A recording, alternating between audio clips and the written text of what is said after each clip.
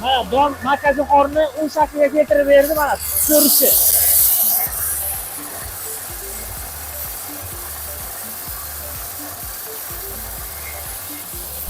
Mana hozir ko'rib turganingizdek, donni, makajo'xorni molga yuqadigan qilib, oshqozonga yuqadigan qilib chiqarib berdi. Bu drobilkamizda setkalarga keladigan bo'lsak, setkalari 6 xil bo'ladi. O'zining ichida 6 xil setkasi chiqadi. Yarmi, 10 xohlagan razmerda chiqarishimiz mumkin bo'ladi. Mana bu setkaning diametri 17 sm bo'ladi. 17 sm bo'lgan hisobiga bu chugun drobilkamiz boshqa drobilkalardan ko'ra, vakuum drobilkalardan ko'ra ko'proq chiqaradi soatiga. Bu soatiga 200 kg, 250 kg setkani tanlashimizga qarab turib chiqaradi. Mana bu yoqda shlangi gofra shlang bo'ladi, oddiy shlang emas. Ya'ni ichida sim o'tgan bo'ladi, tez sinib ketib qolmaydi.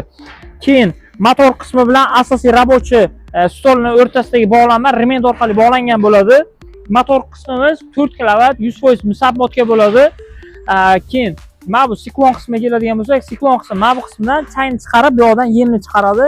Ya'ni changitmasdan maza qilib ishlatsa bo'ladi. Bu drobilkamizni narxiga keladigan bo'lsak, chugun vakuum drobilkamiz 3 million 800 ming so'm evaziga O'zbekistonning istalgan nuqtasidan xarid qilishingiz mumkin bo'ladi. Bizdan xarid qilingan mahsulotlar uchun O'zbekiston bo'ylab mutlaqo tekin dastavka mavjud. Pastdagi raqamlarga aloqaga chiqib, mana shu drobilkalarni xarid qilishingiz mumkin bo'ladi.